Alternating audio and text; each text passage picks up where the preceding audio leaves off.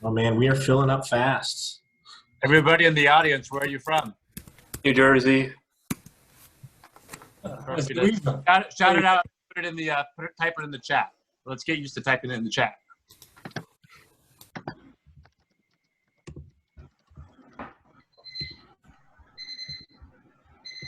Melbourne. All right. Leanna's from Melbourne. Very cool. Nice. Best coffee in the world. I miss it. Yeah, Brisbane, South Bay, Toronto, Miami, Colorado, Culver City, the isolation ward. Wow, everyone's from everywhere. All over. San Diego, Silver Lake. It's noon in Melbourne. Wow, that's great. Silver Lake. Rory. Hi, Rory. Colombia. Wow. Wow. Italy. Tokyo. The benefit of this type of event, right, is that we can only be in LA. Brazil, como vai? Muito legal. Hey, it's Tokyo. Tokyo's. I'm going to try to say hello to everybody in their language. So. What time is it in Tokyo? Whoever has a dog, could you mute? My cat just jumped like 11 a.m. 11 a.m. Cool.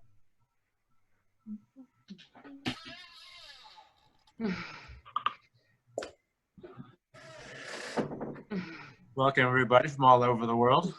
54 people already. And it's you know, relatively early by most attendee standards. So we'll give it another 5 or so minutes and then we'll get started. I know we have a lot of people from around the world. Kat is actually joining us from New York, so she's on East Coast time as well. So the goal is for this to try and end by 9 p.m. Pacific. We might just run the stream afterwards and kind of let everyone kind of have a free-for-all socially. But for the most part, all the content should wrap by, if not before, 9 p.m. Pacific. I'm distracted by the Sergio background. That is awesome. Trippy, man. Thank you. Good choice.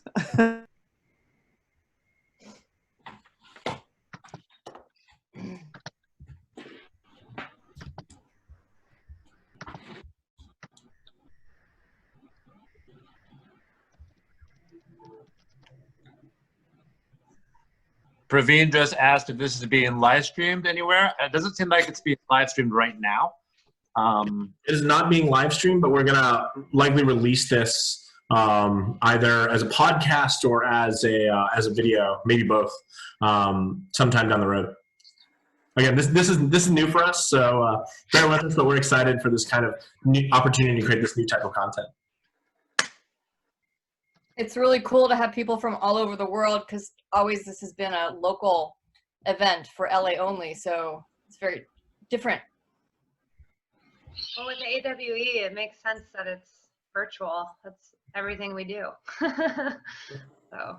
Initially, we had a discussion about trying to actually do this on like a virtual platform, but we were concerned that it might limit access from people. But maybe as this, as this continues, maybe we can look at maybe either having like a smaller event on a VR platform, or there's a platform called TOTEOOH, I believe it's spelled, and it's almost like something like an alt space, but it allows you to use, I think, both VR technologies as well as just mobile technologies to interact in virtual space. And so maybe we try and find a platform that is the most accessibility. I think we talked about possibly using hubs as well, which is also another great, very accessible and very platform agnostic platform, device agnostic. Yeah, I think the main AWE is going to use hubs. I did my first ever alt space talk, which was cool last week with some of the people from Verizon 5G, it was cool. My first VR talk, but you have to have a PC or a headset. So Mac people are left out.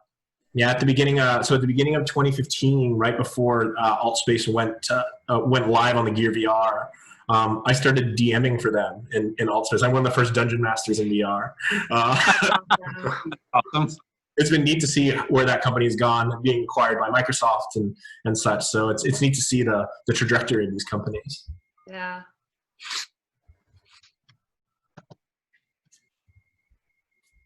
All right, we'll give it a couple more minutes and then we'll get started.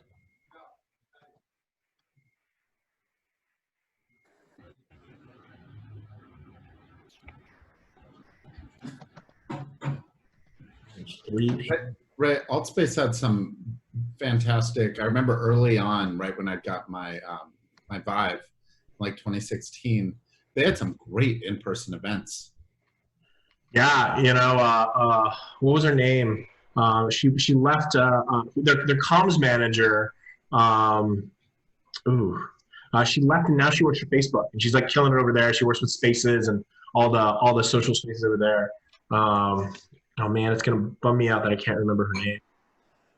Well, I'm sorry to do that to you. Yeah, that's all good. The nature of like all the names and faces of this industry, you know, there's so many of us now. Awesome.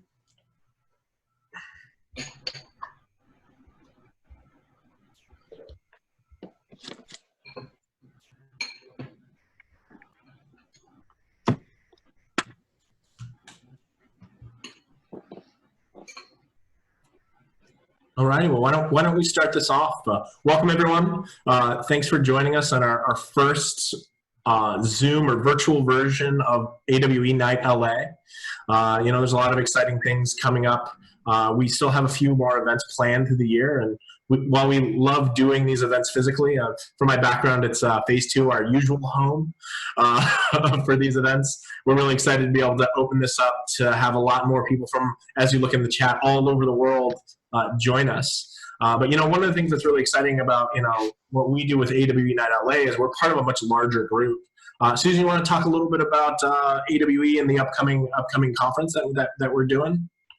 Sure. Hi, I'm Susan Oslin. I'm Ray's partner for AWE LA, and AWE has 15 local organizations around the world, and I know that that's growing. That's something that Ori really wants to grow the community larger.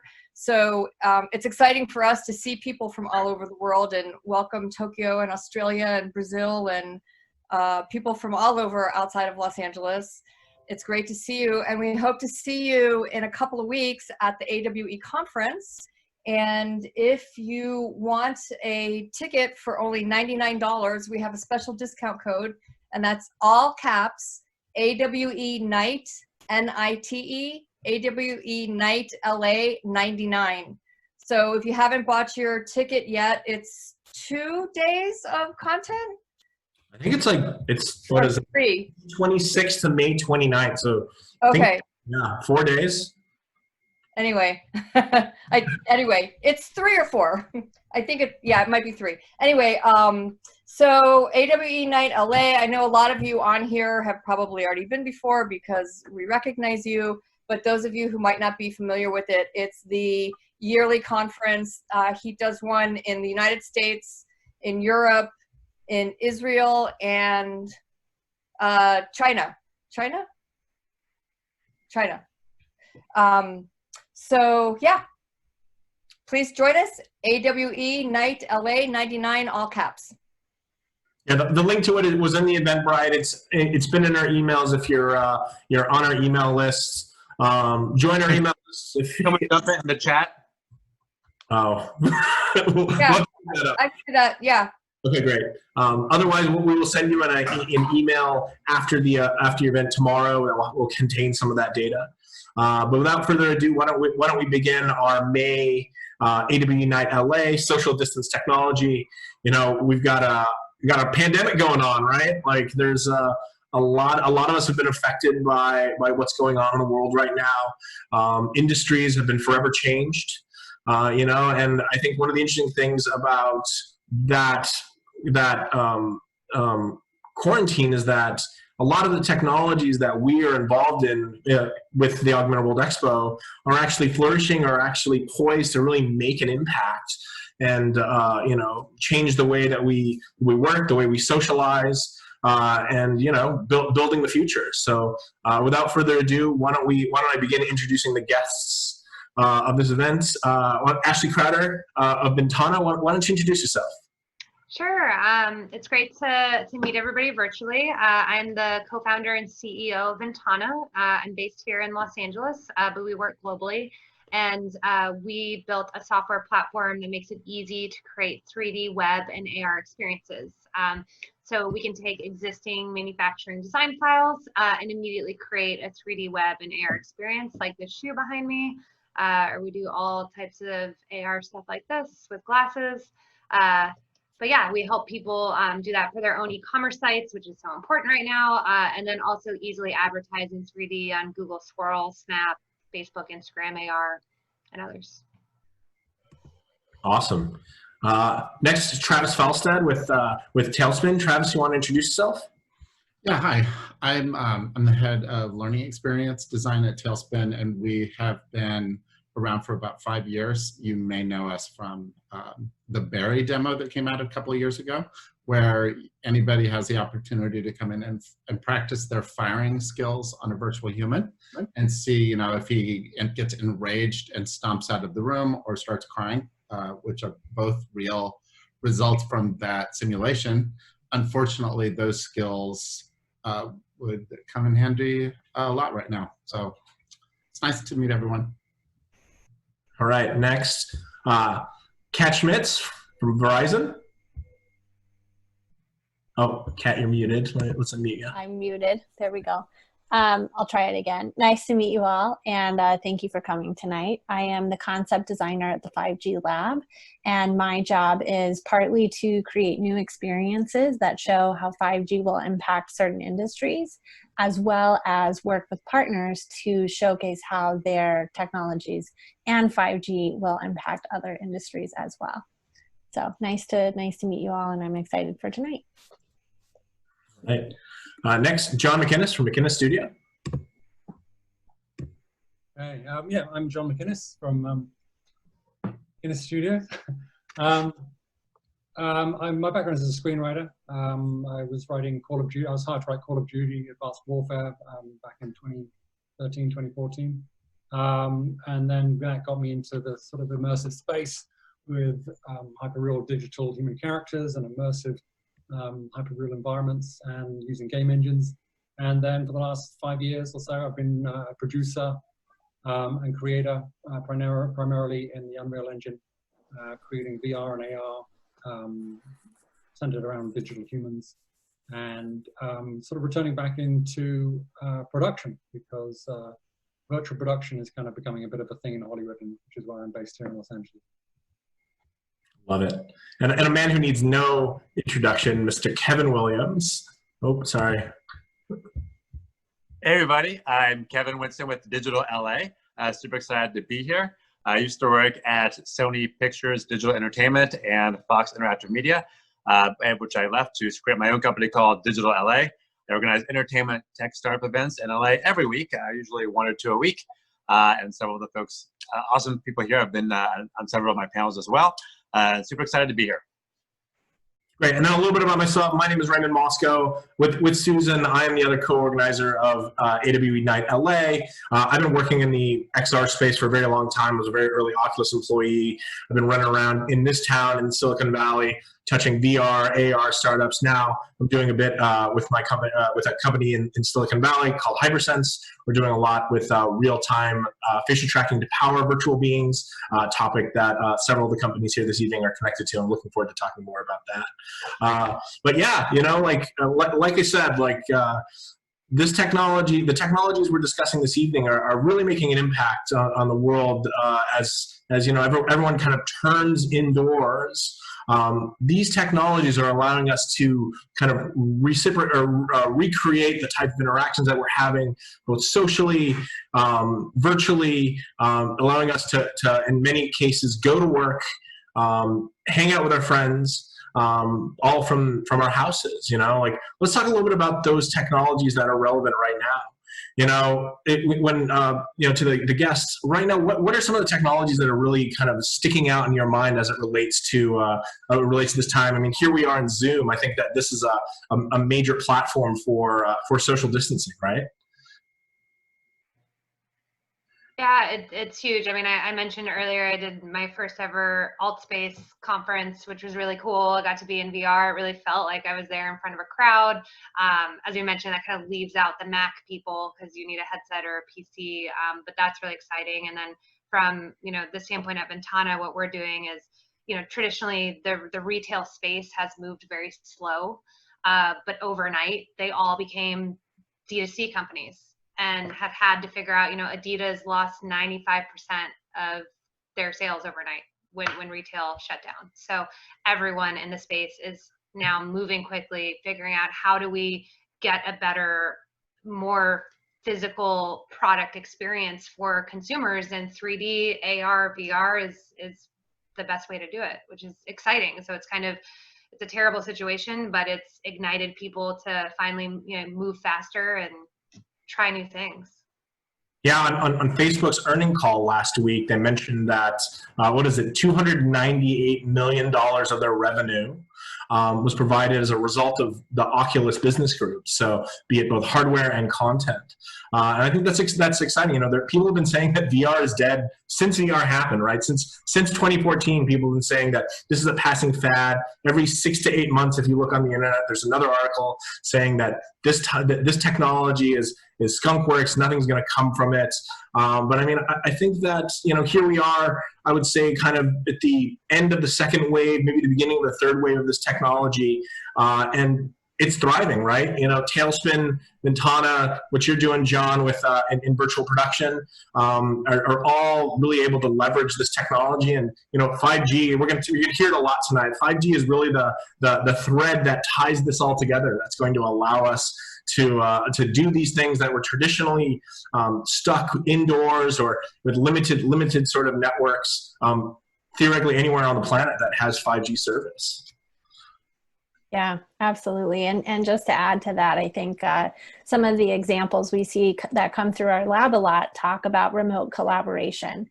And sometimes people will say, well, yeah, do we really need like a mixed reality product where we can remotely collaborate on something 3D, in our space at home? And now it's like, oh, wow, like kind of wish that was like, in mass production right now, because that would be really helpful for a lot of people. So it's interesting to see, like, being on the 5G lab, we talk a lot about the future. We talk a lot about what could be and what will be.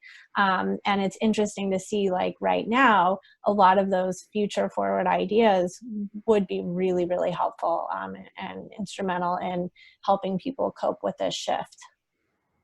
Definitely. So talking about people coping, Kevin, like, I see you everywhere online. I used to see you everywhere in person in LA, and now I see you everywhere online.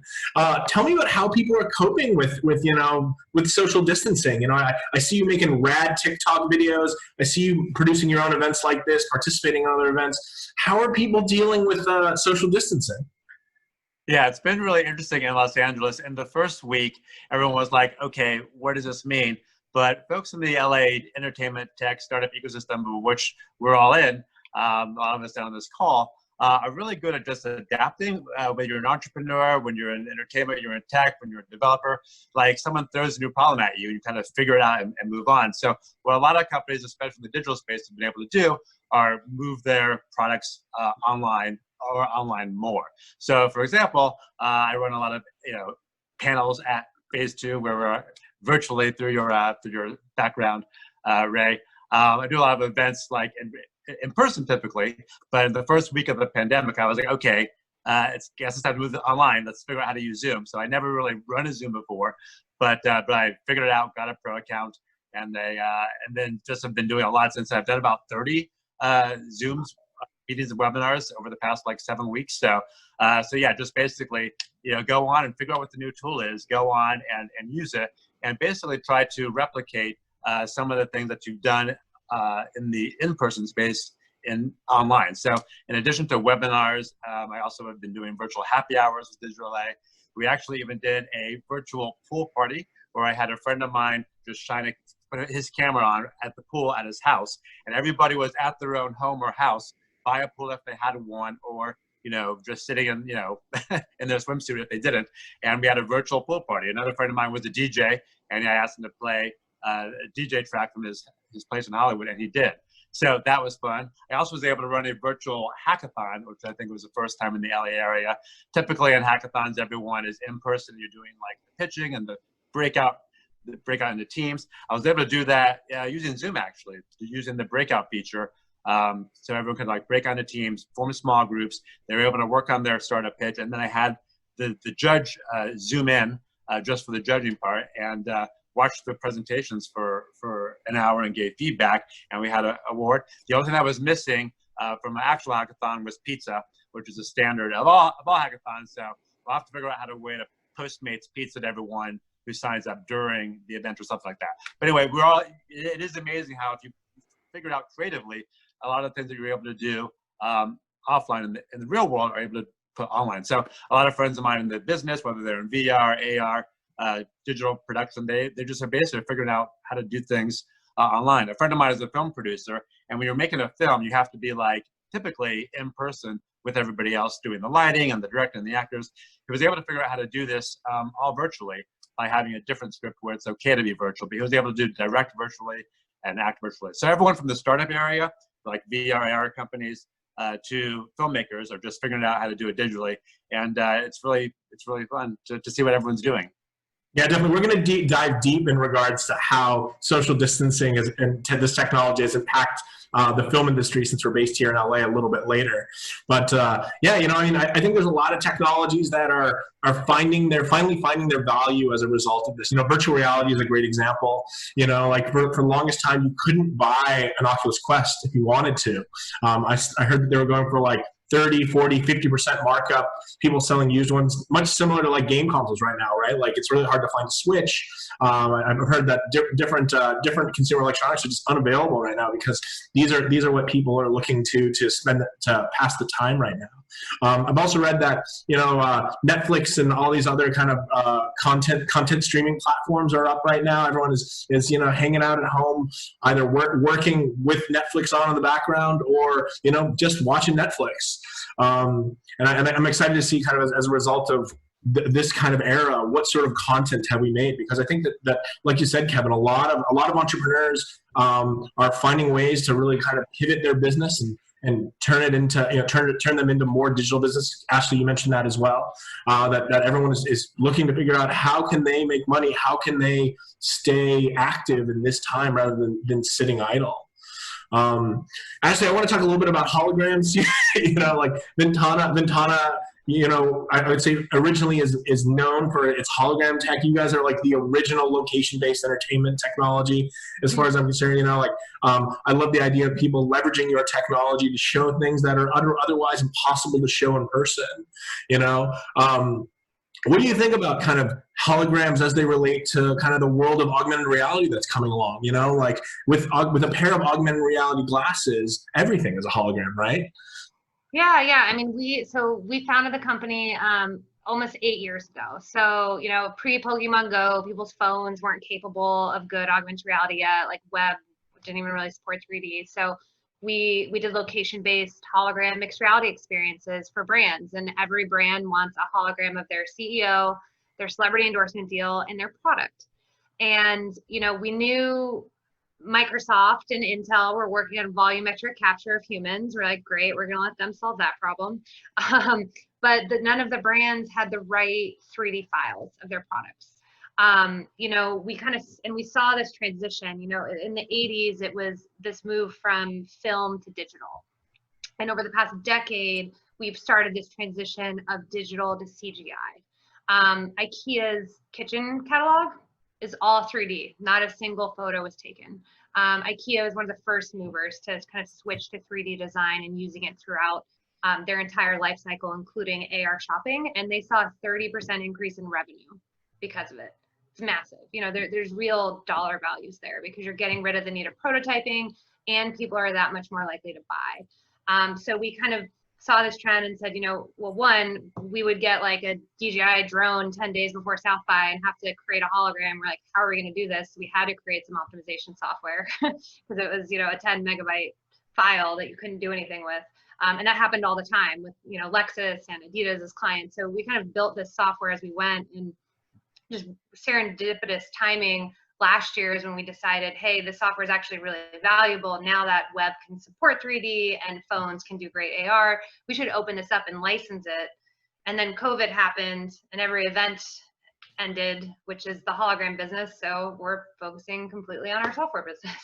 But I'm a huge fan of experiential marketing, and that was like, I would say, like, it was white hot before this started, and here we are back to zero, you know? Yeah, no, it's crazy. And, you know, like I think it gets confusing around the term hologram still, because what does that mean? You know, if it isn't a HoloLens, if it's holding up your phone, if it's a projection over here, you know, I think the terminology is still confusing for the general public. Like, we get crazy inquiries all the time, but they're kind of fun. So. And then, so as a result of that, you know, like, I think one thing that, you know, when I think of especially the experiential marketing, a lot of these things, a lot of these places where your hologram technology is being used, it was usually to, you know, bring people together and that. But we, like you said, we can't do that anymore. How do you think this impacts the future of retail? Yeah, I mean, literally every company became a direct-to-consumer brand overnight. Nordstrom's refused orders, Neiman Marcus filed bankruptcy. So anybody that had, you know, inventory going to them then got stuck with that inventory.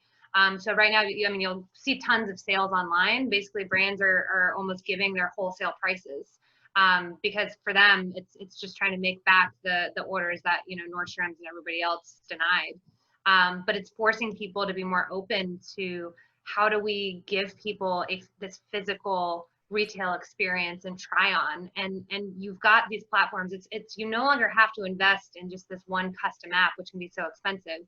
That's why, you know, with our software, you can easily create the files, and then we're integrating with Facebook and Instagram. You can do AR advertising. Google Swirl, you can do 3D advertising. Snap, like the lens I just did on my to put the glasses on.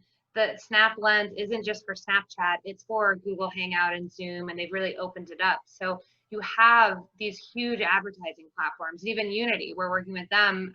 You know, Unity Ad Network serves 1.1 billion views a month. So there's all these platforms ready today for 3D assets. It's just everybody needs to like move faster to get on board. So.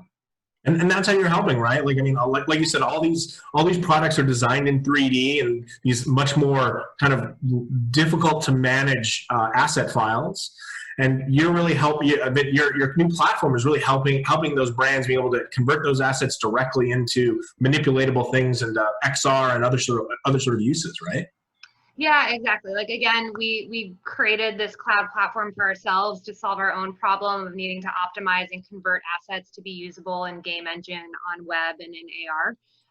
And we built a content management system because it was a mess. It was like, this asset's on Dropbox and this is on Google Drive. We needed like Marie Kondo, but digital.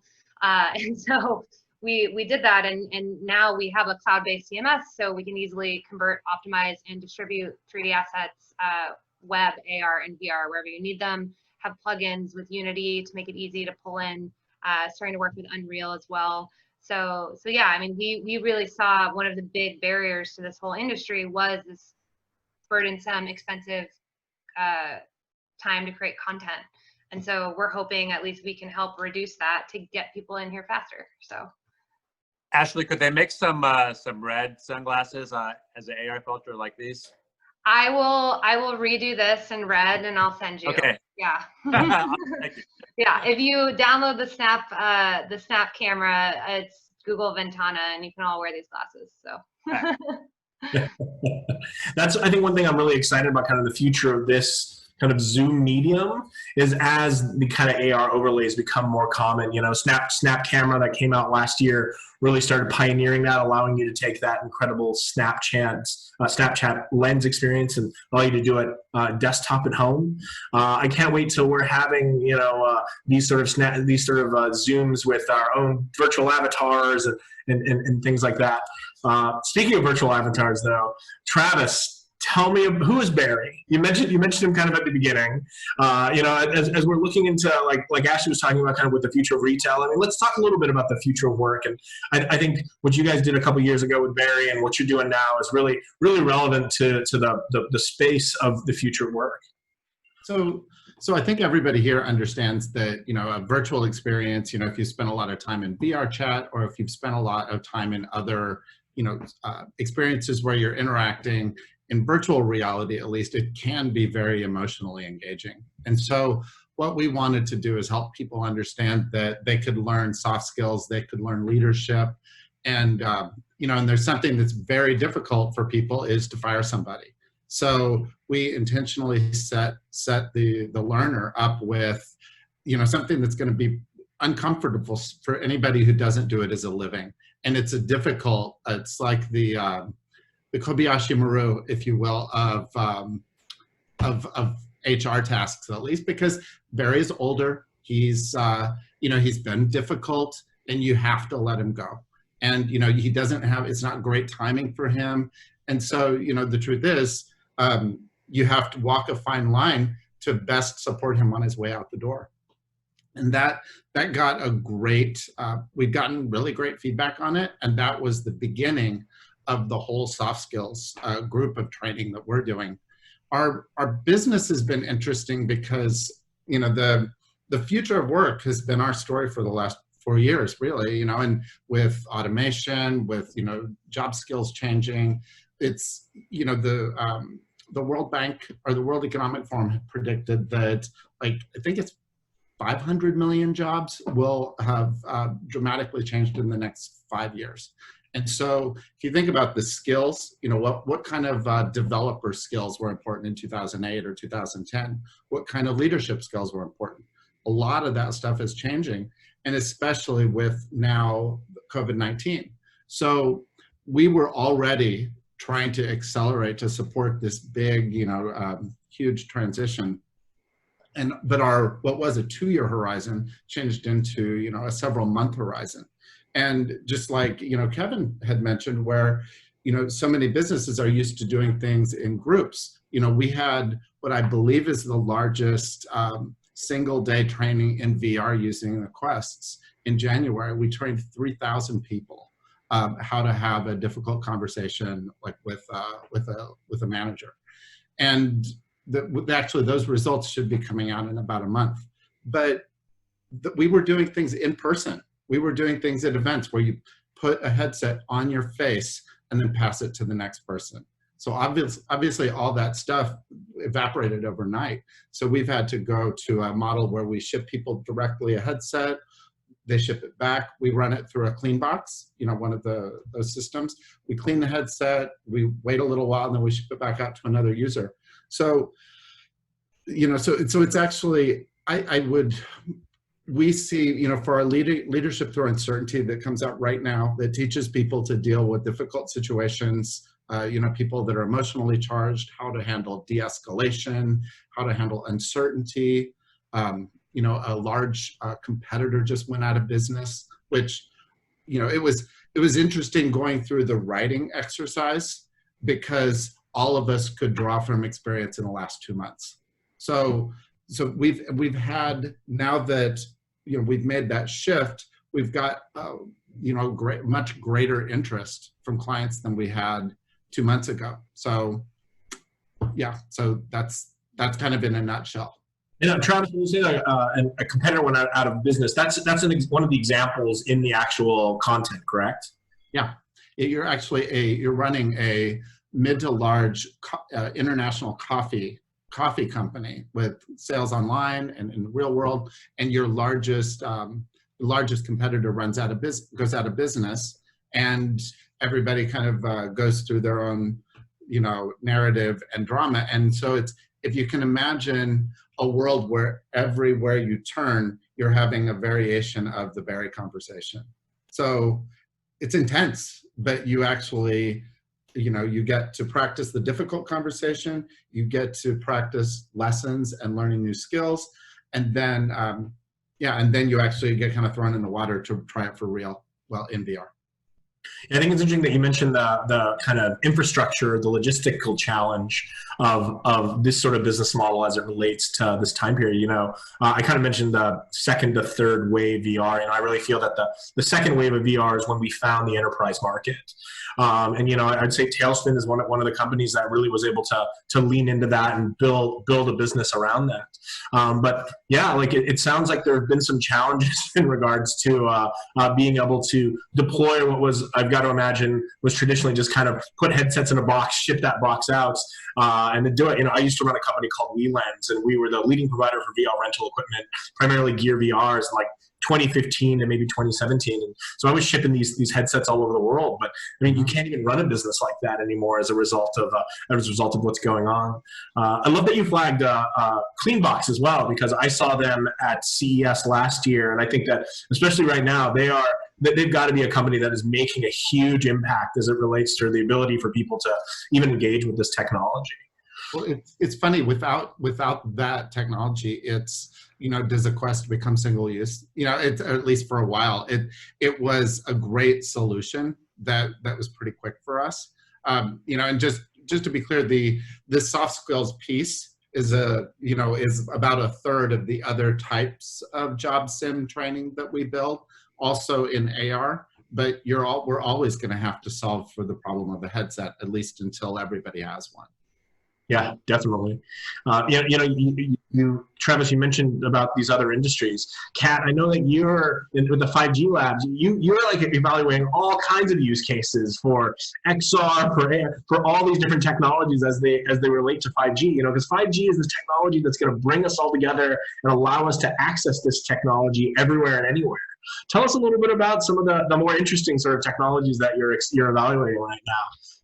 Yeah, totally. So in the context of XR, I do want to say 5G at the lab, we're focusing on a whole broad swath of technologies, but I'll keep it to XR for tonight.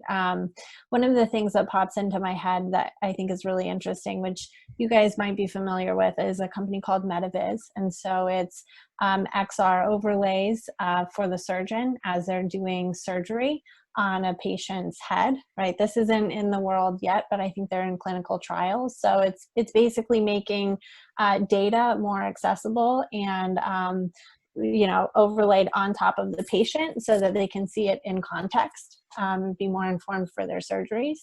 I also think to Travis's point earlier, training is huge. Training is a huge thing we see, especially for manufacturing. So, hey, I have all of these industry experts who have worked on my plant for the last 30 years, and they're retiring, and I'm losing all of their knowledge. How are we going to replace this? How are we going to make sure that we have a scalable solution, right? And moreover, it's not even just what happens when they leave. It's I have 2 people with 20 years of experience, and all of my junior people are bugging them every single day, 10 hours a day, so they don't get to do their work. So, I see a lot of examples of, okay, cool, well, let's create 3D models and the animations of this part working, and this, with the diagram mocked up of, this is first step, do this, second step, do that, right? Making information a lot more accessible to people. So that's top of mind for me. But we've also explored gaming. How do you make it a little bit more accessible and make really fun, interactive AR tabletop games? Not to ramble too much, but one of the things that I found really compelling about what you guys were talking about was it's not only access to a headset, but it's access to a computer that can run that headset, right? And so same thing with phones. We're talking about AR experiences and making a little tabletop game where, all these little creatures are running around and there's explosions. Like, all of that is computationally expensive. So if we can offload that computation to the edge of the network and just stream what we need to the phone, you are creating a scalable solution for a lot of people, and you're meeting them where they're at instead of expecting them to have all of the compute power possible. So those are some of the things that have popped into my mind as I've been listening to this. And how is coronavirus and the kind of narrative, all that kind of found its way into the 5G labs? Has that become an after point of conversation? That's a really good thing. I mean, the first thing is, we're a physical lab and we have partners coming in all of the time. So we have had to shift gears incredibly.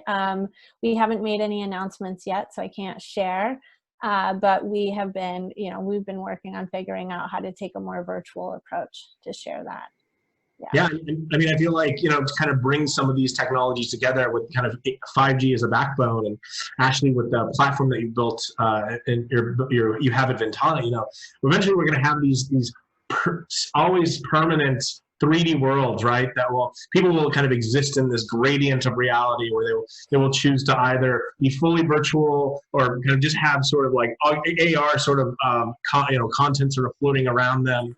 Like, you know, how far away are we from that? You know, like what, you know, I mean, I realize that the head-worn devices are a part of that equation, but I feel like there's these other technologies are also very relevant as well. Yeah, I mean, we're working with the LA 5G labs. That's how we connected, Cax. I know you're in New York, and yeah, it was crazy because it was supposed to open like 2 months ago, right when all this started. So it's been cool to see the pivot, and I've been kind of helping that team too. I'm excited about some of that virtual stuff. So we've been lending our software to some things to see if we can be helpful. So yeah, just more quickly create a game engine ready 3D things, because it is coming. And I think we always look at everything from the brand perspective. And I see this time as the same when the internet first started and everyone needed a website and they just put a pamphlet up as a website, which is awful. And, you know, now we have these beautiful interactive websites. We've figured out the design. We're still kind of in that like pamphlet phase of XR for brands. They're kind of just learning. So. Mm-hmm. Well, I mean, I think I would say the one shadow kind of looming in the room here is being based in Los Angeles is how all the world of media production and film production is being impacted by this. John, you are I would say a luminary in this space. You're really at the tip of the spear. If everyone in the audience hasn't seen McInnes Studios' incredible recreation of David Bowie, it is, in my opinion, one of the paragons of virtual beings right now. Virtual beings is a very relevant space to what we do at Hypersense. Barry is a great example of a virtual being. Yeah, so John, tell me, what has happened to the world of production? Have you been busier than ever? Have things quieted down? Like, what's going on? Well, it's very interesting because you know, we've been pushing this equation for quite some time now, as a lot of other people have who have you know, been in the vanguard of, you know, virtual technologies. And you know, a lot of people have recognized the possibilities of these technologies for many years now. And I've been very much at the forefront of evangelizing virtual production technologies in VR and AR, and now in content production for movies and television for quite some time. And so, you know, the silver lining to all of this for us is, well, we have the answer to something that is a massive, massive problem. And this is it's unfortunate that, you know, this is happening. I mean, it's tragic. I mean, it's you know, living here in LA, I came to LA to work in the movie business. This whole town is movie business. So many of my friends and peers, you know, work and rely on the movie business for their livelihoods. And it's literally like many other businesses as well, of course, you know, just shut down overnight. And without any real understanding of like what that's going to look like, you know, in the next 3 months, 6 months, 9 months, 12 months, 18 months, you know, who knows really. But as I said, you know, to anybody working in the virtual industries, it seems like we are already sort of gearing up for this sort of thing. And you know, whereas before I was selling all this stuff and sort of, you know, educating people on the possibilities of what you could do, now I'm saying, well, this is the only thing you're going to be able to do, and here it is. And we can continue to make movies, we can continue to make content, and this is how you do it. So there's been a lot of interest. You know, suddenly, I mean, I was talking to a friend of mine the other day, and he was saying, you know, in the music industry, for example, you know, Billie Eilish and Justin Bieber were just about to go on, you know, global world tours that were going to, you know, reach them hundreds of millions of dollars, and now that's literally just, you know, disappeared overnight. And so a lot of artists, you know, in the music industry are really like, well, what do you then do to monetize who you are? And how do you now exist if you can't get yourself, your product out there in the way that you were? So there's, I think people are still sort of reeling and still trying to understand what it is. I think there's a certain amount of denial going on. I was talking to a friend of mine who's a hairstylist who works in television and movies, and she was saying that a lot of the unions and stuff are talking 18 months before production goes back. That's a huge, huge amount of time. If you think of all of, going on Netflix and you see all the shows and movies that are coming out, week after week, and all of the energy around that, that just literally stopping, and what happens to that. So it's very interesting time. I mean, as I said, it's very nice to be in a position where we've been building towards this equation. It's just extremely unfortunate that it's come in the way that it has. But again,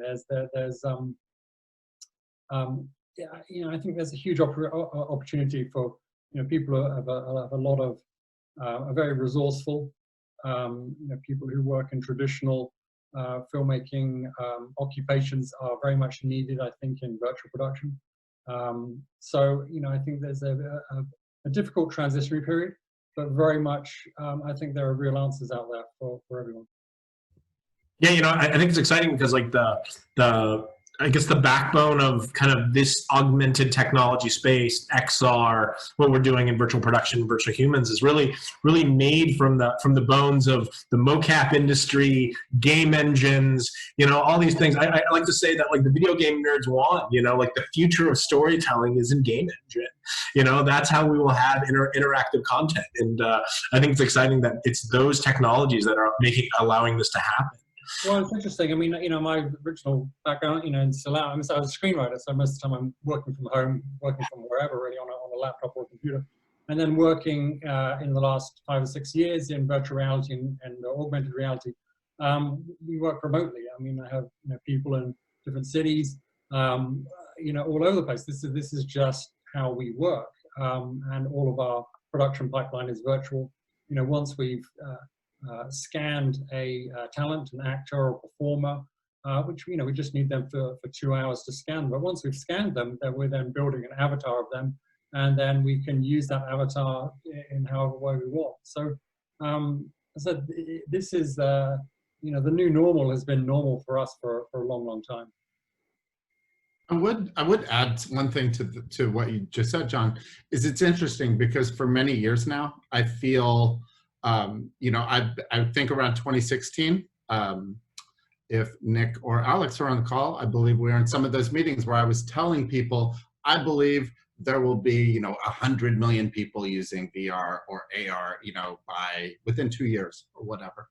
And so I feel like a lot of the creators, in this space have been kind of pedal to the metal planning for that big transition to occur. And it's just, it's a huge global tragedy, obviously, but everybody was caught a bit unaware that, we were, even at Tailspin, we were planning for this big remote training and remote work transition to happen over 3-4 years.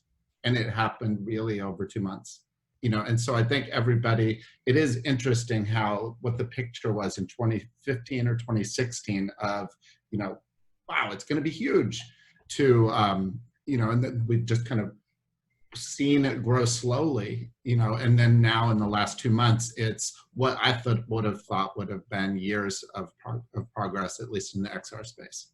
Yeah, it's totally accelerated the increase in all the virtual production. There are players like you, John, who are doing virtual production. There's Third Floor. There's LucasArts. ILM, all doing virtual production, like with The Mandalorian.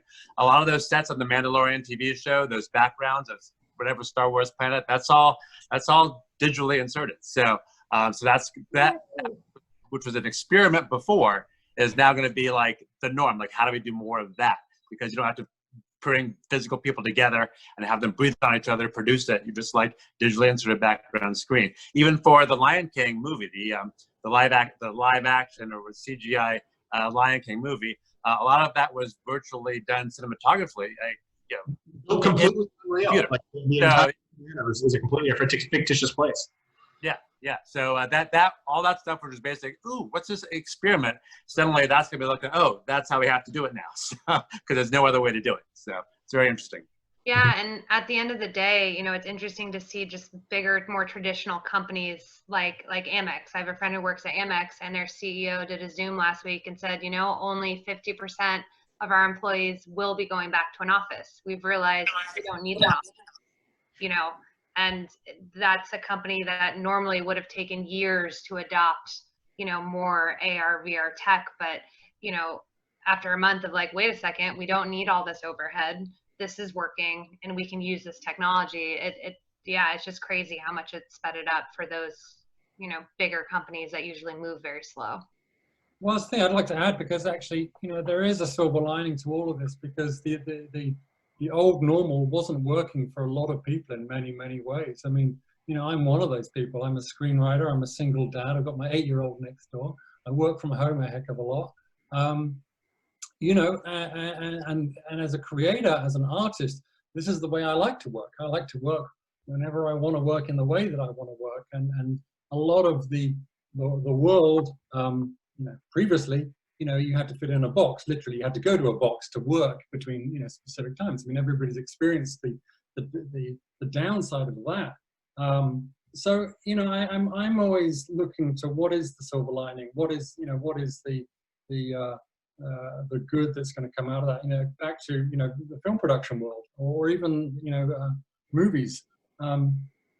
There's a lot of people working in movie production that was kind of toxic work environments. You're working 18 hours a day, under very, very hard conditions that just, and I just believe that there's other ways of doing things. And I think now, we're having to think about what those ways are.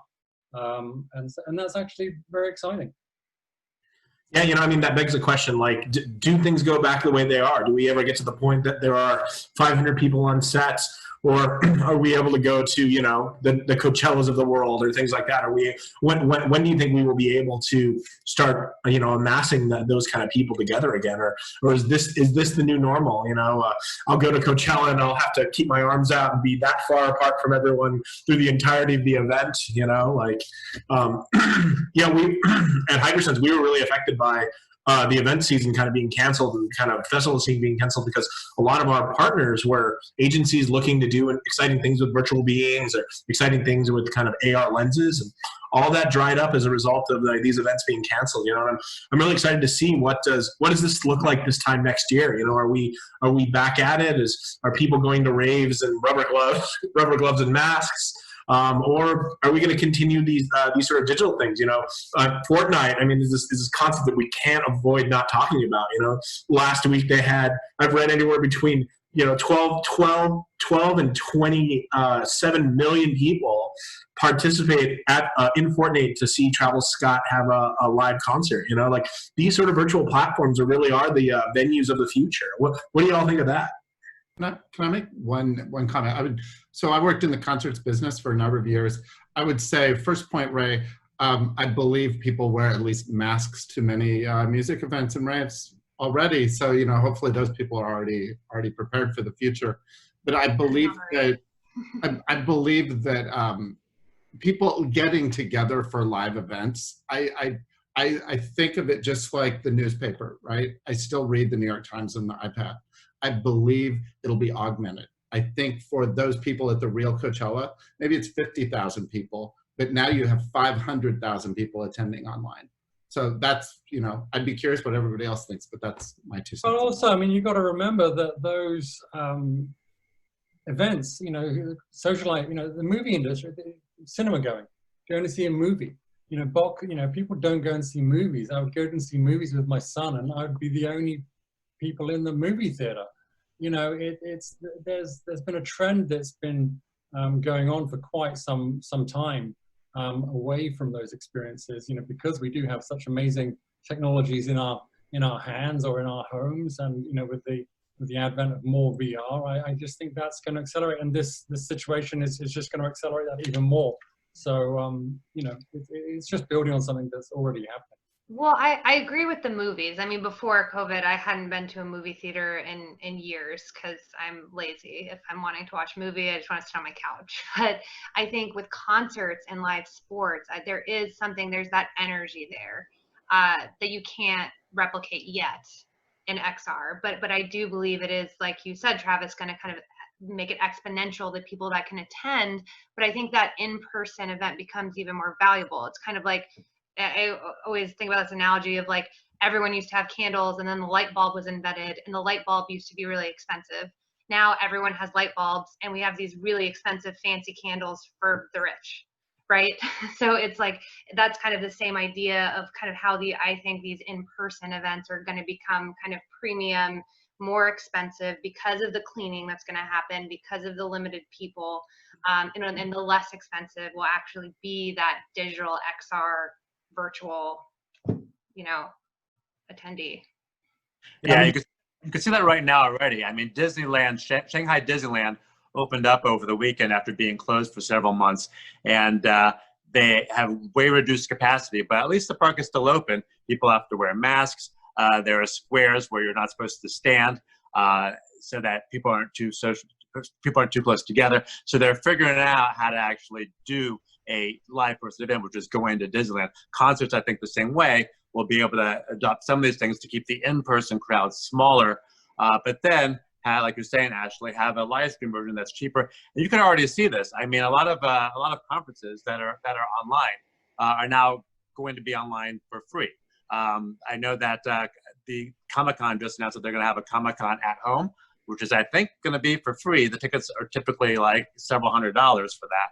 And then several other conferences are doing that too. So it's interesting that some of these things are starting to happen already where, free or very discounted online, and then the in-person experience is going to have, social distancing and masks. But it's going to happen, but it'll just be a little different. People have to just be ready for that. Yeah, but coming from the events industry, is that financially sustainable? Being based in Southern California, having a Disneyland and countless theme parks in our back pocket or in our backyard. I've seen some of the Orange County regulations in regards to opening up of theme parks, and it's like a quarter of the attendees, twice the employees. How do these business models work in order to keep these massive venues operating? Yeah, revenue is certainly going to be down when not as many people are going to be able to buy tickets or churros in the park. So that's going to be for sure. And some of the smaller theme park operators might go under or take a hit. So yeah, it should be. Disney has pretty big pockets, so I'm sure that they'll be doing okay. But I think what's going to happen with both Disney and some of the smaller but theme park industry and some of the smaller industries is that some of the smaller players are going to get weeded out, I think, and only the larger players are going to be able to survive this hit. So, there is a bit of, people are reworking their business models right now, right? And I think about, I worked in the music industry when, this definitely dates me, but I worked in the music industry when it was disrupted by Napster. And the truth is, I was running fan clubs for a while. We were printing money with fan clubs, and they really took off after when you started to need a more one-on-one custom experience with the artist. So I would expect that you get access with using these virtual technologies and some of these great XR platforms, and then you can charge a premium for it even if people aren't in person. There's a question in the audience on 2-Bit Circus. So for those who don't know, 2-Bit Circus is a physical location in Los Angeles, which has a bunch of different VR and AR experiences. There's a Hologate in there. There's some VR, AR, and there's regular video games and a restaurant and a bar. So when they were forced to shut down, like everybody else was, at first, Brent, who's the founder, he was trying to figure it out. What they did actually recently is last weekend, they launched the first edition of a game where they decided to basically bring their games instead of physical in-person games, just bring them online. So they were able to create this group online game for people to actually have fun in a social environment. So for example, with Zoom, we're talking in Zoom, which is good for webinars and meetings, but there's no point system, there's no score, there's no interactivity as far as a game function. So what they did was they were able to build a game function separately and use Zoom for the video interactivity, but build a game function separately. I actually was a contestant in their launch of the show that they did last Friday. Some of the people in the audience recognized me from that, which was a lot of fun. It was basically a trivia game show that I was able to play with some other people in Los Angeles to kind of test it out.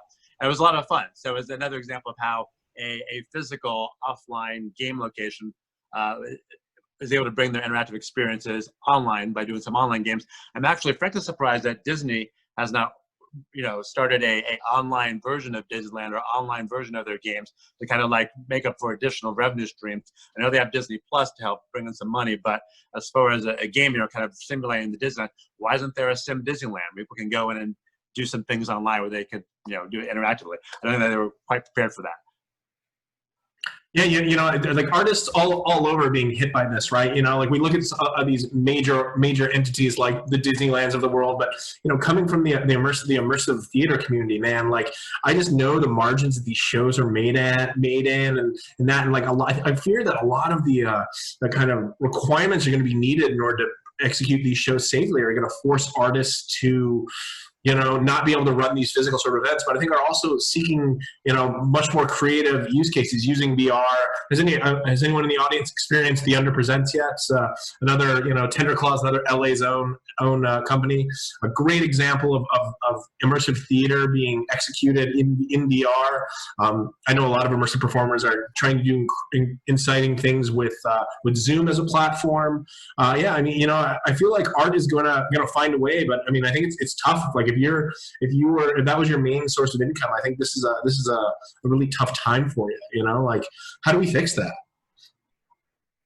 Like I don't know if there's an answer to that. Happening with tell what people are willing to pay for, and there are some pretty amazing experiences. Like Wave XR is doing some incredible concerts in VR.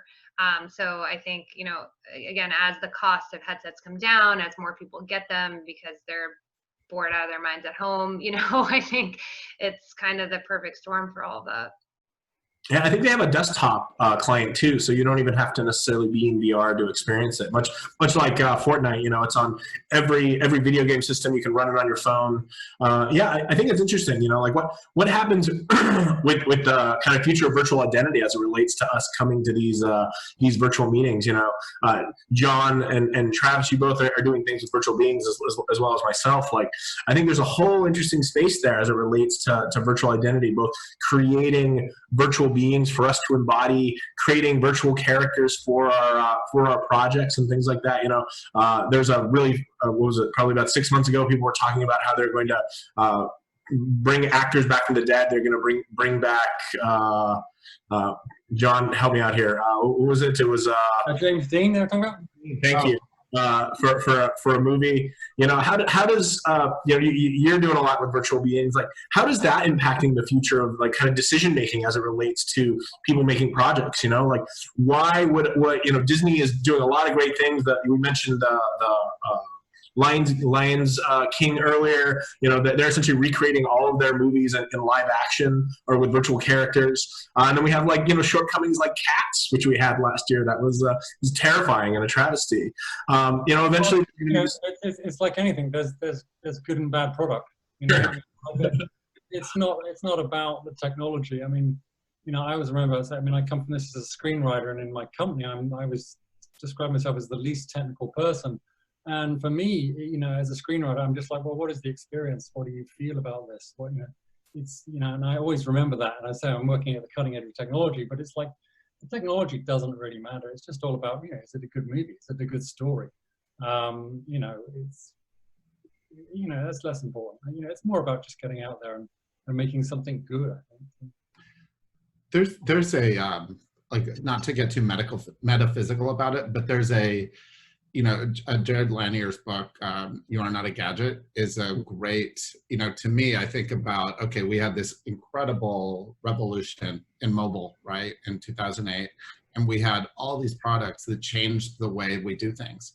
And obviously everyone here, all the creators understand that we're expecting that to be where we are with XR, but there is a bit of, there are a lot of things about, the mobile phone that is still very iPhone 2008 or iPhone, it's still very, that part maybe hasn't evolved as much. So I am very excited, even though it's accelerated now, to see like, wow, what are the new, look at the money that's been poured into Zoom. Look at the money that's been poured into product development for these like spatial and, and these interactive tool sets. So it's hard to imagine what the feature set and the experience is going to be like in 3 years. 3 years of product development with all that money. I think it's going to be amazing. And And 5G.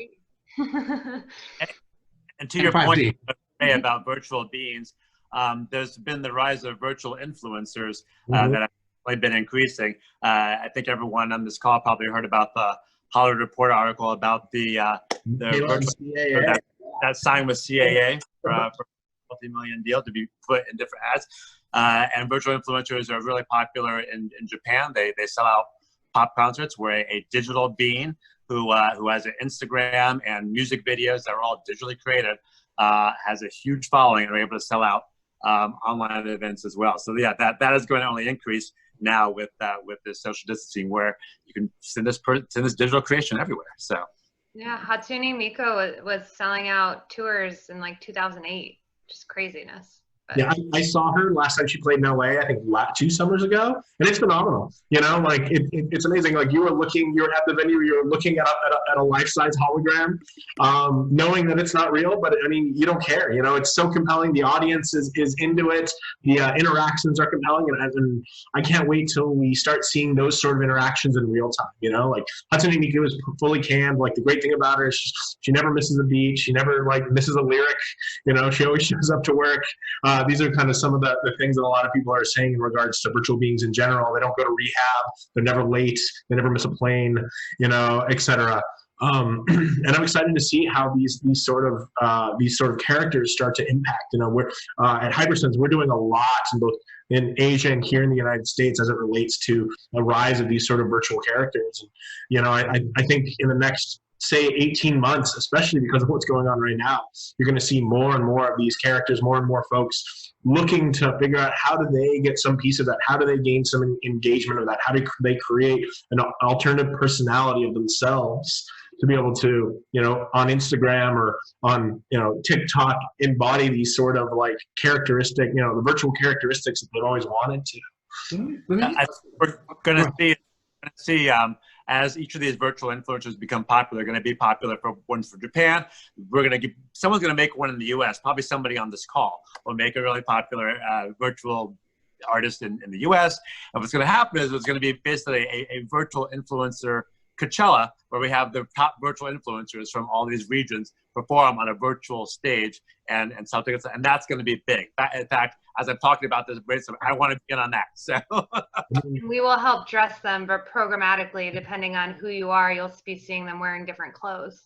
Oh, this is John. In your background of your in your background, you have the real-time shorts challenge. What this is sounds a little bit like it would be something that would associate that. Why don't you tell us a little bit about what the challenge you're running right now? Well, I want to make a point actually about what you're talking about content, because I think another key point is actually cross-platform.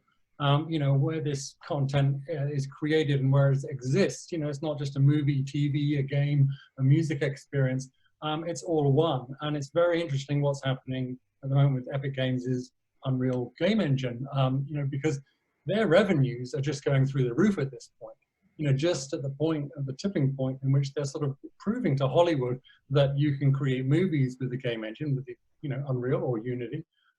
They've already, you know, dominated in the video game in the gaming world, and so you know, it becomes like you know, something like the Unreal Engine becomes this amazingly powerful platform that is going to dominate media. So I'm very, very interested to see what role Epic Games and the Unreal Engine is going to play in this feature, because you know, you talk about the Travis Scott concert that took place, and it's like, well, does Travis Scott need Fortnite, or does Fortnite need Travis Scott?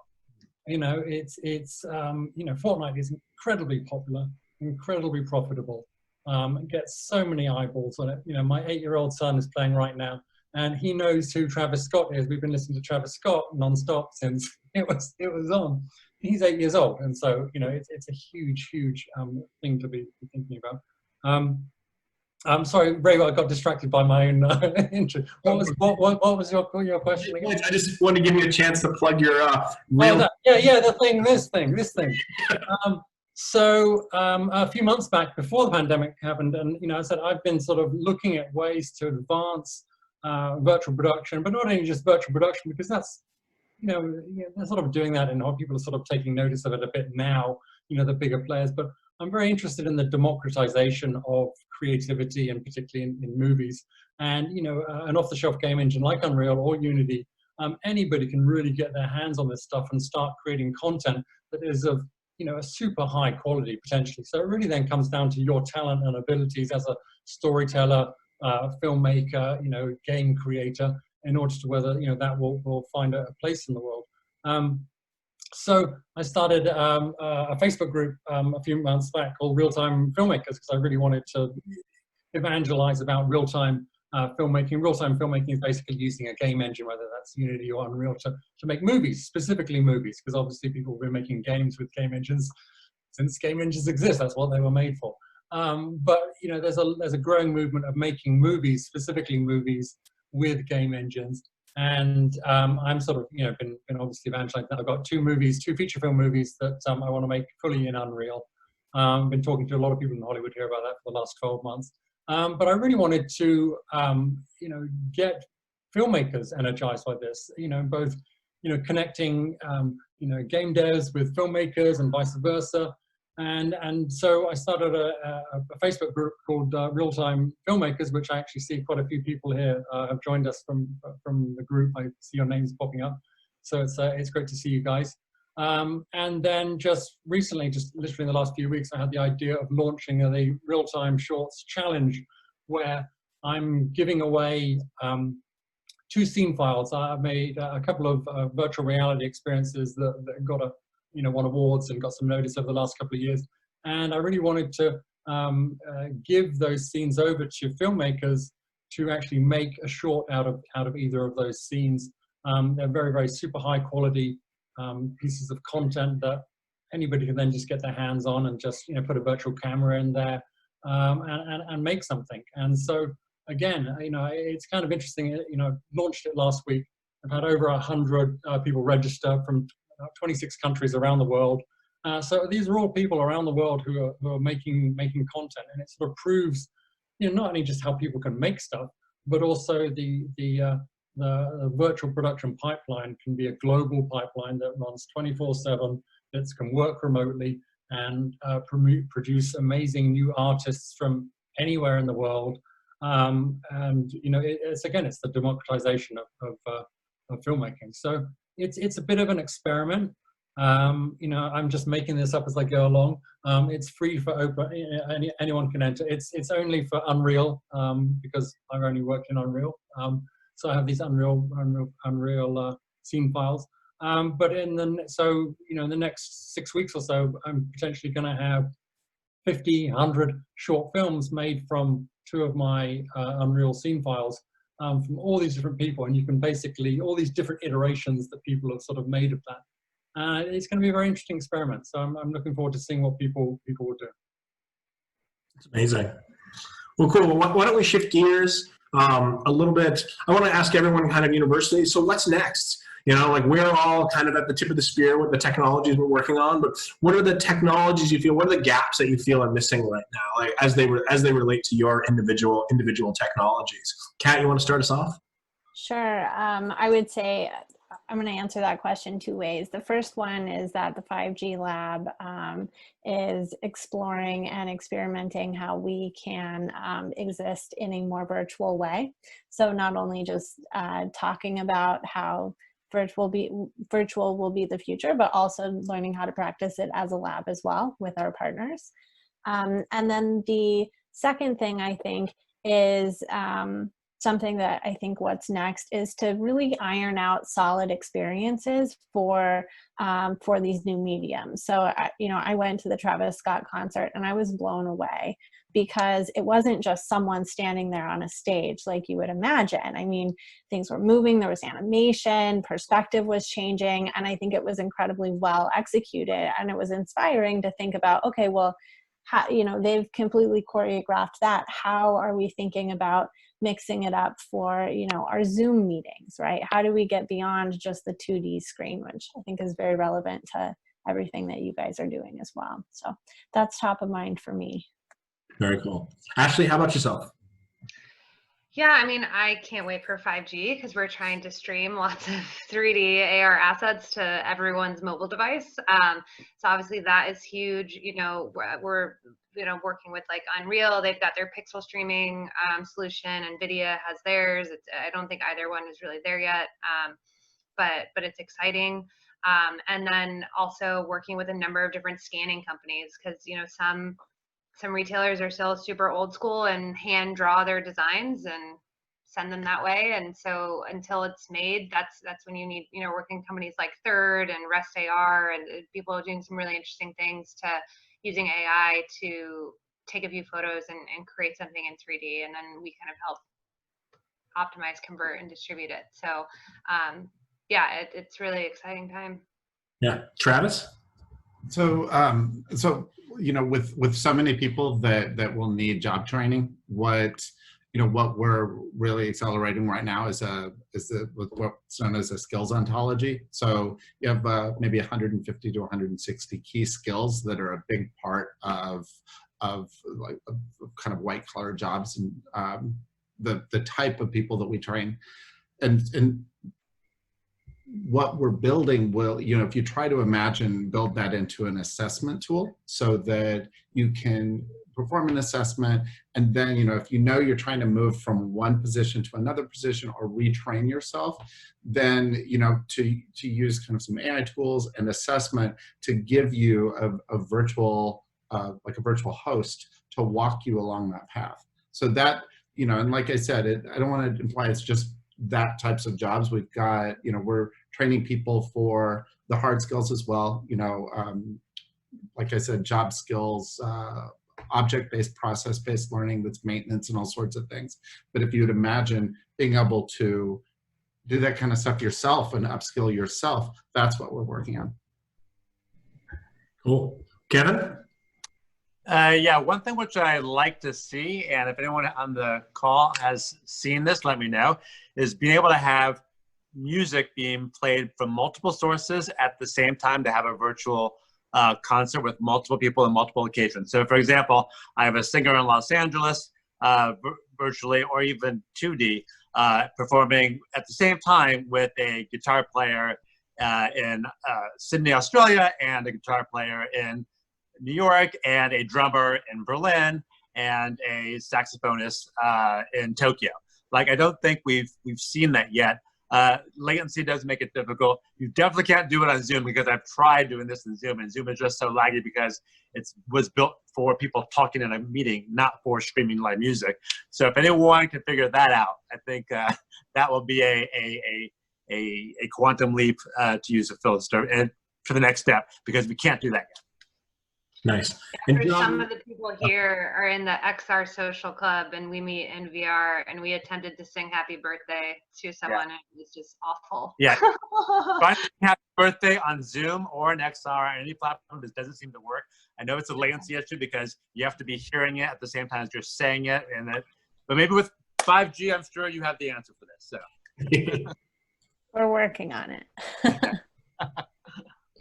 I know I'm excited about like improving avatar technology. Like, we see these like emojis, the animojis, like, being able to take a picture and then kind of rudimentarily translate it into an avatar. I mean, I think that the future is, we're all going to have a lot of different identities. We already have a lot of identities, right? Many of us have like lurker accounts on Reddit, or we play things like World of Warcraft, or, different games where we kind of embody different characters and stuff like that. And I'm really excited to see what happens with those sort of things as it relates to virtual beings, real time avatar technology and things like that. Well, cool. Well, why don't we move to the Q&A portion of this? We're gonna. I know Susan has been tracking some of the questions in the chat log. There's also like a raise your hand sort of function here in the options. So if you have a question, why don't you put something in the chat, raise your hand, and we'll try and call on you directly. And yeah, we'll do a little Q&A for the next, say, 15-20 minutes or so. Okay. So general from Philip, Ray, can you talk about blended 2D and 3D worlds where you can be an avatar or a floating screen that can interact in the space with a phone, tablet, or laptop. Yeah, sure. We're talking a little bit about that as it relates to the kind of gradient of reality. Eventually, I think eventually, like, people are going to be using all kinds of different technology to kind of the same caliber of interaction. And I think the trick with that is going to be really input. We experienced this very early on in VR. Even now, like, someone with an Oculus Go and someone with an Oculus Quest has such a drastically different experience in VR, and that is even less by someone who is, say, holding a tablet up and using that as a kind of a POV. So I think that eventually, like, part of it comes down to just expectations. Like, right now we're still expecting VR and AR to be Minority Report, and I think that as we spend more and more time with these technologies, I think the expectations of them become much more reasonable. When we're able to scan things with our phones to find, Shazam is a great example, right? I can pick out my phone, I can push this app, and then wham, I have this song. Is that augmented reality? I think so. It may not necessarily be the most visual version of it, but it's definitely being able to take technology and take a piece of technology and translate unknown knowledge into known knowledge. Does anyone else want to respond, or should I go on to another one? Okay.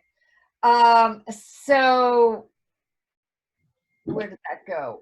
So Tim is asking about, currently the biggest hurdle in AR public advertising is that you need specific apps to view. And he's asking about, it will be interesting to see what happens as it gets more adopted with wearables or simply the camera app on your phone. I know individuals who are working on regulating, selling, and protecting spaces via geofences. So that's really a statement more than a question.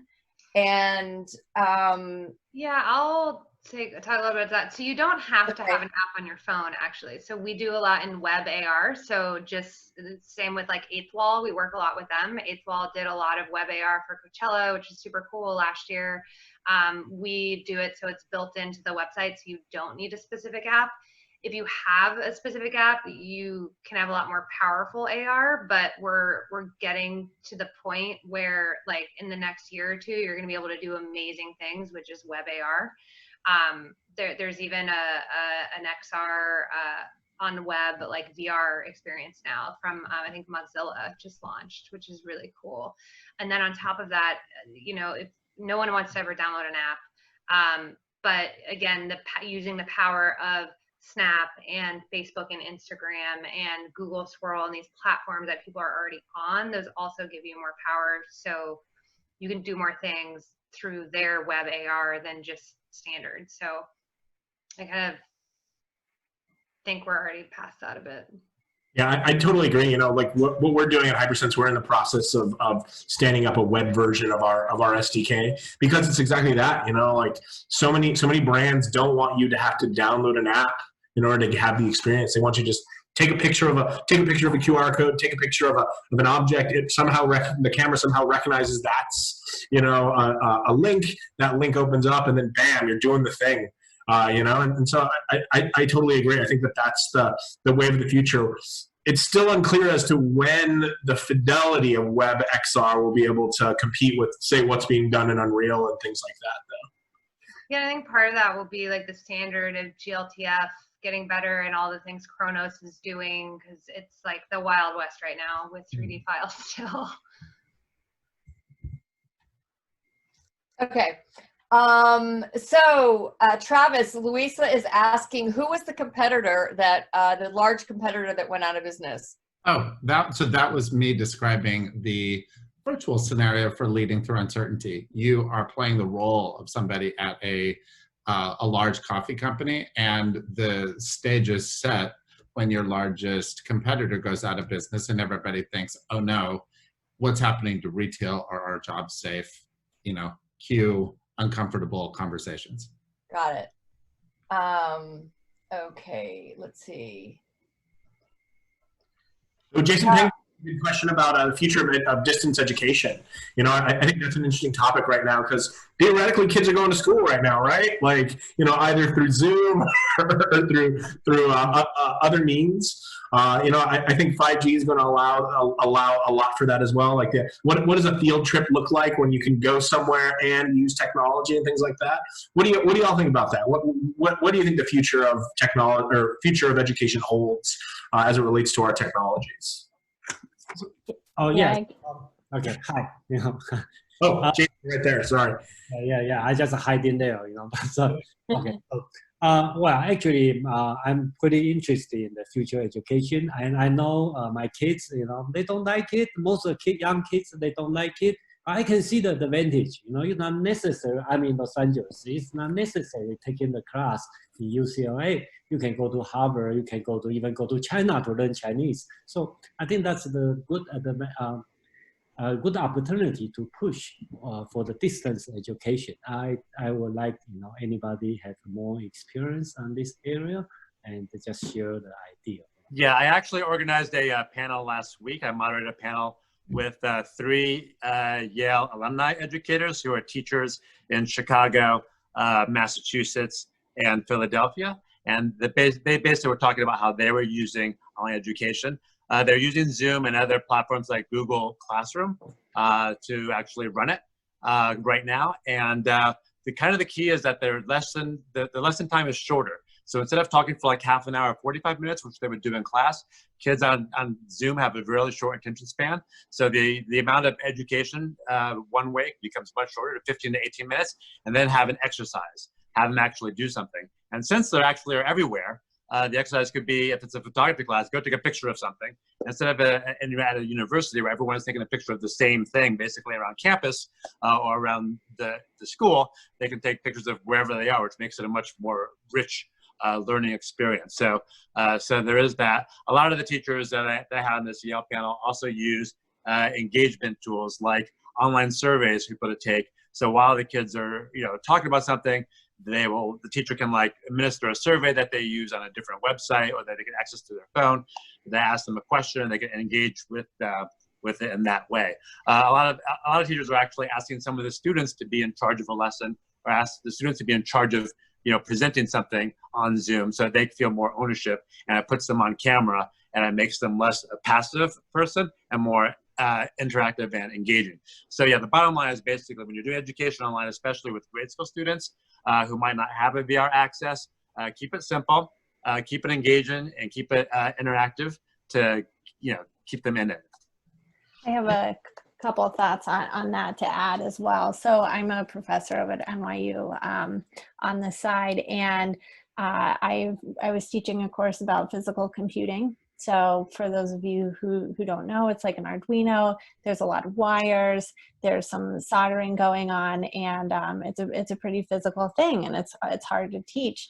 And one of the assignments that I made was I partnered people up randomly in the class, and one person was in charge of making the video game controller, and then the other person was in charge of actually creating the video game. And then the next class, we tested them out to see if they worked, and it was a very painful experience for them because when you're not sitting next to each other coding it and testing it out in real life together, there's a lot that can go wrong, right? But the educational opportunity was that they learned a lot more about protocol design, and they learned a lot more about how to communicate technically with each other. So in my experience making this transition, I found that like actually giving them a lot harder assignments helped a lot in terms of like getting them in the deep end and watching them learn how to swim. That was really cool. But another thing on the 5G angle that I'd love to bring up is we got to work with an NYU professor several years ago. His name's Ken Perlin, and he created this concept about remote learning and in mixed reality. And it was really interesting where the professor would be up at the board and they would draw a cube, right? And then in your lens, you can see that cube and you could interact with it in real time as the professor was drawing on the whiteboard. So it was a totally interactive tool. It wasn't just shapes. He could draw a sine wave, right? And then connect that to the motion of another object. And so what was cool is it was making physics on a whiteboard come alive for all of these different students. And so I think about, you know, he was a little ahead of his time a couple of years ago, but now that could be really relevant for, you know, even grade school students, just to be able to interact with their content in 3D that's orchestrated live by a teacher or a professor.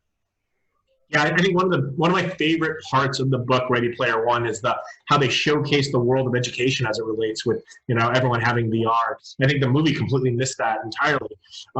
Virtual beings, I think, are going to have a huge impact in the future of education. Because think about it, if you want to listen to, you know, I don't know, the Gettysburg Address, you can have historical figures there. The teacher can become a historical figure and deliver that. There's the Martin Luther King VR experience that just came out. That's really incredible. And I just read something, I think a week and a half ago. Let me see if I can find the link. But I think it was Shenandoah College used VR to essentially recreate the Continental Congress. And so in VR, I think you can go and you can see the argument happening between it. So yeah, I found the link. I'll put it here in the chat. But you know, I think there's a lot of folks doing really interesting things with these technologies as it relates to education. I think figure out a way for teachers to be willing to adopt it, as well as the finances existing for the deployment of this technology. I think those are some of the big struggles. One thing to add to that, Ray, is that, you know, if you think about tools like Crystal Knows that do the, you know, on the fly assessment, you know, based on, you know, generally, I believe, LinkedIn profile, to do a quick disc assessment of you and then show you, you know, if you think about AI, like Abe Lincoln as a teacher, interacting with the student in the way that works for the student based on that kind of on the fly assessment. That to me, you know, is an interesting way to apply the, you know, one-on-one interaction at scale, tailored to every student. Yeah, especially preference, right? Like, do you work better with a male teacher, a female teacher, someone the same kind of race, ethnicity, creed of you, someone that's different? Do you want it to be your parent? Do you want it to be a character from pop culture? You know, these are all things that can be applied as a result of virtual beings. Well, it's interesting because I'm actually living a real-time experiment with my son here. You know, he's with me. He's 8 years old. He's doing the whole thing, and I get to see what he's actually.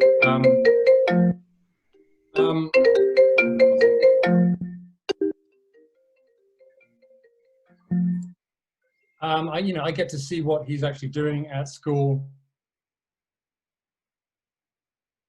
Really adopted, as you can imagine, you know, being here, we've got all this VR stuff. So he's really spoiled in terms of the technology that he gets exposed to. But it's amazing actually seeing the technology in the hands of an 8-year-old, how quickly they appropriate stuff and find what they like and what they don't like. And, you know, he's like 3D modeling in VR, you know, doing stuff because he doesn't know that that's like, you know, a difficult thing. He's just doing it. So I don't know, it's a very interesting time. I think we're going to learn a lot about what kids want to do. And back to the point about, you know, teachers that I think Travis and Ray were making, you know, if you ask my son, you know, what kind of bike do you want or what skateboard do you want? And he wants a Deadpool bike, or he wants a Deadpool skateboard. He doesn't really care what it is. Who do you want your teacher to be? Deadpool. So, you know, he's going to have Deadpool teaching him whatever, because that's gonna have his attention. He's going to listen to Deadpool, believe it or not. So, and again, like, you know, Travis made the point, you know, it wouldn't be amazing if kids get to choose exactly who they want to hear this from, because, you know, I was very much an intuitive learner, you know, growing up, you know, and if I didn't want to listen to that person, I wouldn't listen to them, you know, so well, why not give that power to the kids? I don't know, it's going to be very interesting, and I think education could change in very, very interesting ways. The downside is, of course, is the socialization and kids mixing. I think there's nothing more meaningful and powerful than just kids playing with other kids, the physical proximity of doing that. So I don't know how you replicate it. At the moment, he just plays with his friend on Fortnite, which is good, but that's about the only sort of socializing that he gets to do. So yeah.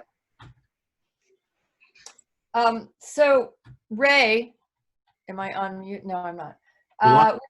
I wanted to, Wesley, can you talk a little bit about your real-time work in Unreal Engine 4? It sounds very interesting, and I don't fully know how to describe it to the audience.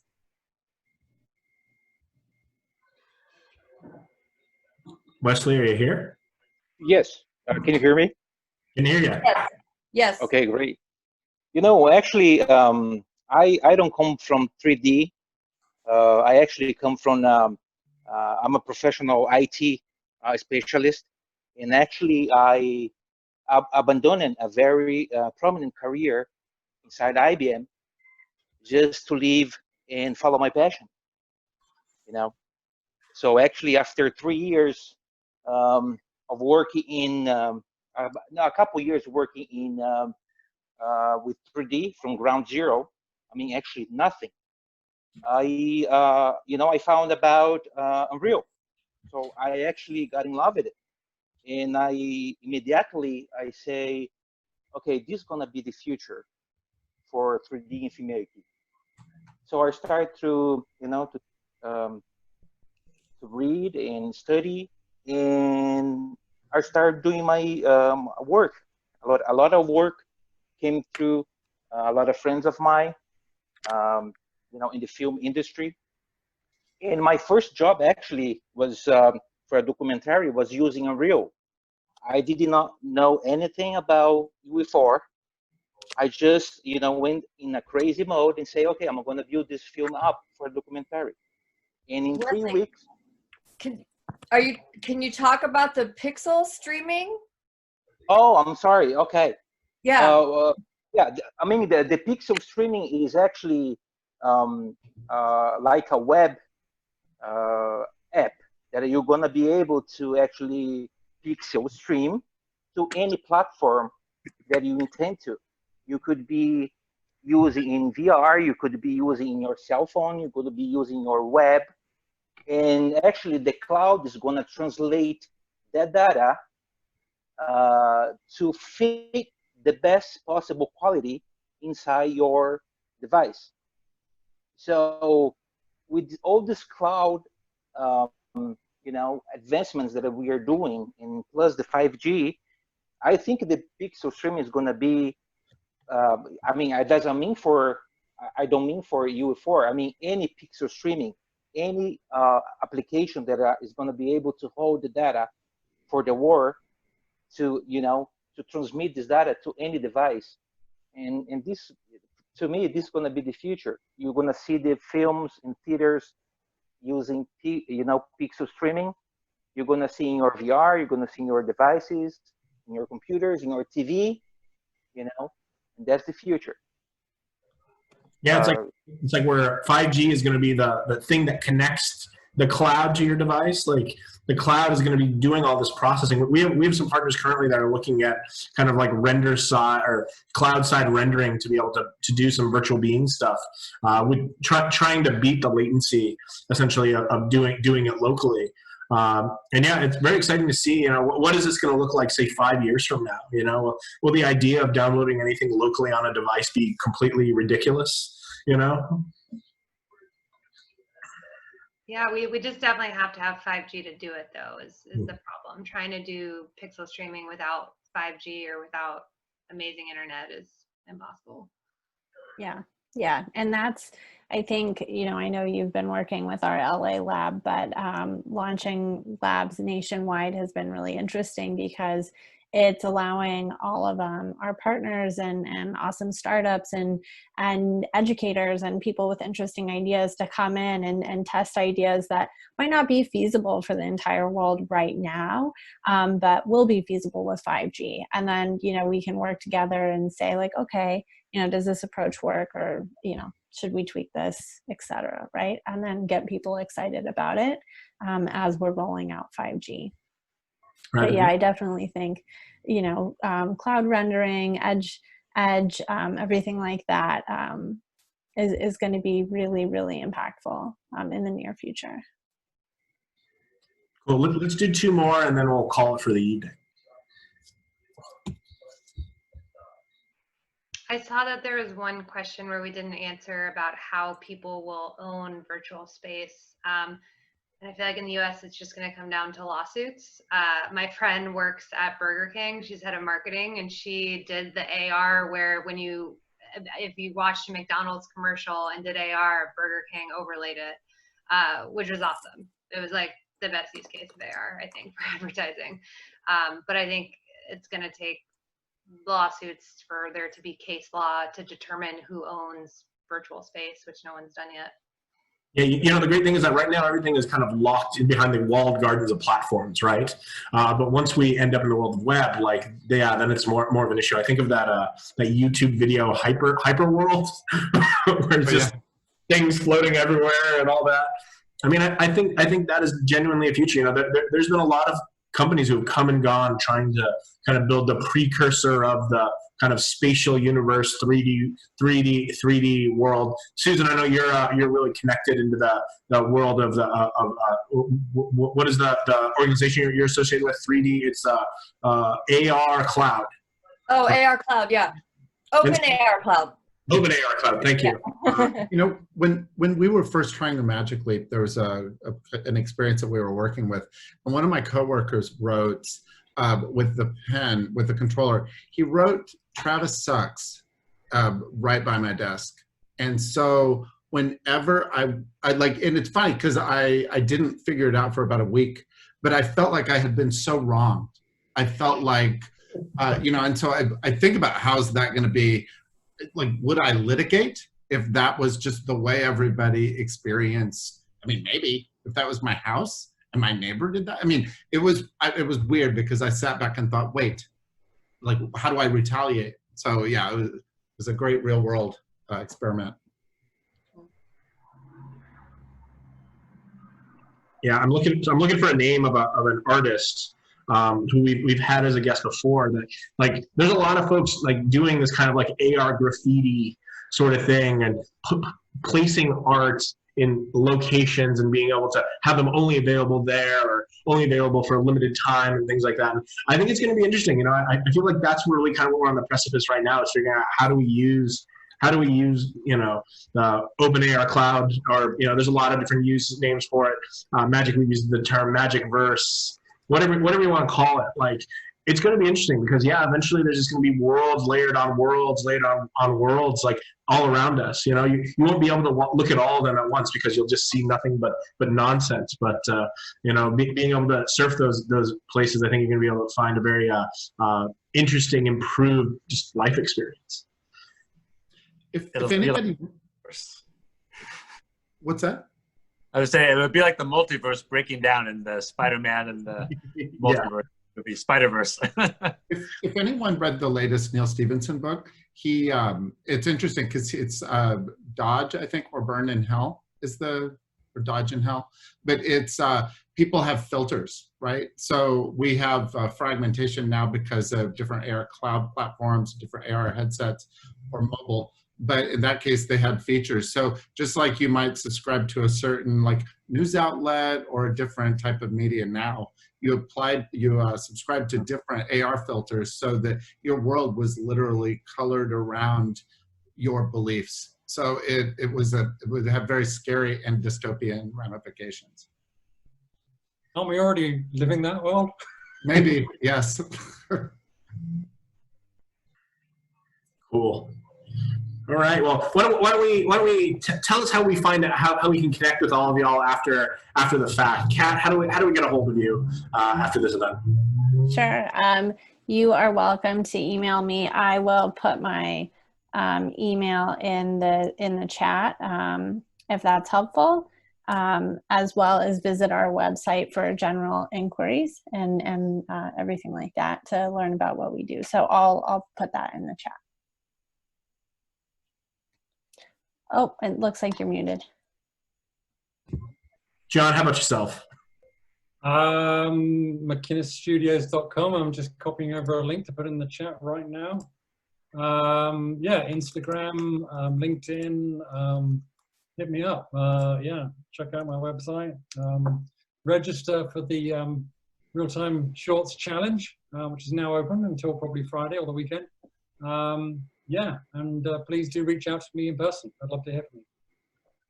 Travis, how about yourself? Obviously, you know, LinkedIn, all the social medias. I'll put my email into chat. We use the very popular .company domain, so it's not a mistake. Nice. Ashley? Yeah, you can email me. I'm just Ashley@Ventana, or I'll put our website and stuff in the chat as well. All our socials, just Ventana Live. Very cool. And Kevin, how I feel like you throw a rock and it hits you. What's the best way to get a hold of you? I've been popping up a lot, hosting various things and being on game shows and hosting our Digital LA Instagram Live concerts on Saturday nights. But yeah, I'm at Kevin Winston on everything, and digitalla.net is the website. So you can definitely check that out.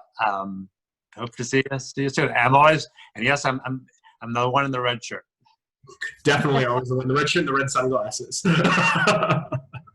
Well, thank you everyone for attending. Thank you guests for hanging out with us this evening. Attendees, thanks for coming and giving us some of your time. I want to make a big shout out to Susan and Serge, who've been here helping us out as well. Can't do these events without the team. And then we've got another one coming up, I guess in July, second Monday of July. Yeah. So. Who knows? Maybe it'll be a Zoom. Maybe it'll be something else. Maybe we'll be doing this in person by then. But until then, we'll see you next time. Before we go, I wanted to point out one thing. Alan Smithson is on the Zoom meeting, on the line, however you would say it. And I just wanted to point out that he's done a lot of work in looking at all the different collaboration platforms. So if you want to go to xr.collaboration, there's a report that he's worked on if people want to know the different platforms and opportunities. So that's all. All right, everyone, until next time, we'll see you then. Thanks for coming out. Thank you. xrcollaboration.com/directory. Thank you, Philip. Thanks all.